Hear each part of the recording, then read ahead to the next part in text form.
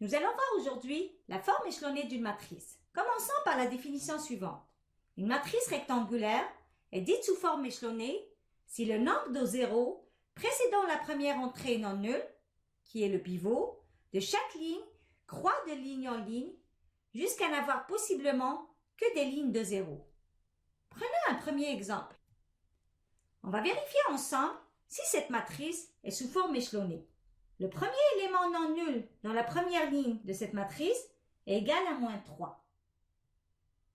Le premier élément dans la deuxième ligne est égal à 1. À la troisième ligne, on aura 1,5. Donc, moins 3, 1 et 1,5 sont des pivots. Les colonnes qui contiennent ces pivots sont appelées colonnes pivots. On aura donc la première colonne, la deuxième colonne et la quatrième colonne. On voit aussi que le nombre de zéros augmente passant d'une ligne à une autre. Donc, la matrice donnée ainsi est sous forme échelonnée. Passons maintenant à la deuxième matrice. Le premier élément non nul dans la première ligne est égal à moins 1. À la deuxième ligne, on aura 2. Donc, moins 1 et 2 sont les pivots. Les colonnes qui contiennent ces pivots sont appelées colonnes pivots. Donc, dans ce cas-là, on aura la première colonne et la troisième colonne. Pareil, on voit bien que le nombre de zéros augmente passant d'une ligne à une autre. Donc, la matrice 2 est sous forme échelonnée. En fait, on en conclut que les deux matrices sont sous forme échelonnée. Prenons maintenant un deuxième exemple. Dans cette matrice, on voit bien que le premier élément non nul dans la première ligne est égal à 1. On remarque par contre que la deuxième ligne contient 2 zéros, alors que la troisième ligne contient 1 zéro. Donc, pour avoir une forme échelonnée, il faudrait permuter les deux lignes L2, L3. Pour cela, donc, il faudra effectuer l'opération L de 3. À la deuxième matrice, on a un pivot à la première ligne qui est égal à 1. On voit bien le 5 ici qui devrait être égal à 0 pour que cette matrice soit sous forme échelonnée. Pour cela, on doit effectuer l'opération élémentaire sur les lignes qui est de remplacer la ligne 2 par la ligne 2 moins 5 fois la ligne 1. À la troisième matrice, on a un pivot à la première ligne qui est égal à 2, un pivot à la deuxième ligne qui est égal à moins 3, et arrivé à la ligne 3, le 1 qui est là doit être égal à 0 pour avoir une forme échelonnée. C'est-à-dire que la ligne 3 doit être remplacée par la ligne 3 plus un tiers la ligne 2.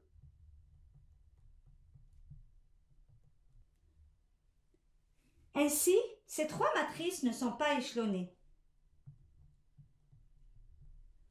À l'exemple 3, on va mettre ensemble une matrice sous sa forme échelonnée. Pour cela, donc, on considère la matrice suivante. On a un premier pivot, la première colonne et la première ligne. Donc, on veut avoir des zéros à la deuxième ligne, à la troisième ligne.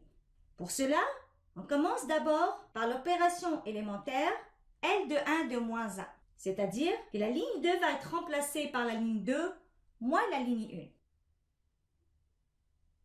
1. Donc, on écrit la ligne 1 telle qu'elle est, c'est-à-dire 1, 2, 1, 1.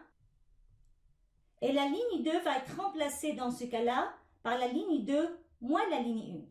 C'est-à-dire, on aura 1 moins 1 qui donne 0, 2 moins 2 qui donne 0, 2 moins 1 qui donne 1, et moins 1 qui donne moins 2. On écrit la troisième ligne telle qu'elle est. 2, 4, 0 et 6. Faisons la même chose pour cet élément. Pour cela, on va effectuer l'opération L3,1 de moins 2. C'est-à-dire que dans ce cas-là, la ligne 3 va être remplacée par la ligne 3 moins 2 fois la ligne 1. Donc, les deux premières lignes restent inchangées. 1, 2, 1, 1, 0, 0, 1, moins 2. Et la troisième ligne, 2 moins 2, ça donne un 0. 4 moins 2 fois 2 qui donne un 0. 0 moins 2 qui donne moins 2. Et 6 moins 2 qui donne 4. Ainsi, à la première colonne, on voit bien notre pivot avec des 0 dans les deux autres lignes. Maintenant, on a un deuxième pivot qui est à la deuxième ligne. On voudrait avoir un 0 ici. Pour cela, on effectue l'opération suivante.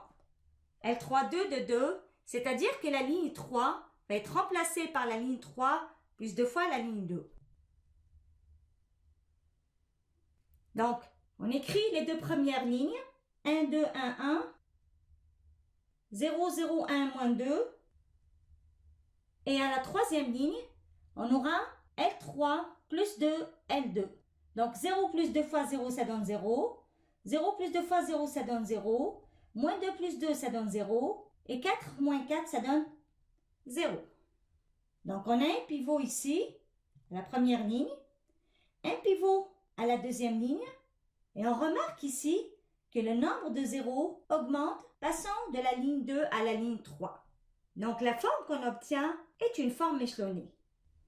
Comme on venait de dire, on a donc deux pivots, un à la première ligne et un à la seconde ligne. Les colonnes pivots sont la première colonne et la troisième colonne. On vient de voir que la matrice échelonnée s'obtient suite à des opérations élémentaires sur les lignes. La matrice échelonnée facilite la résolution des systèmes d'équations linéaires. En résumé, nous avons vu ensemble la définition d'une matrice échelonnée. Aux exemples 1 et 2, on a pu distinguer entre une matrice échelonnée et une matrice non échelonnée. À l'exemple 3, on a vu ensemble comment, à partir des opérations élémentaires sur les lignes, on obtient notre matrice échelonnée.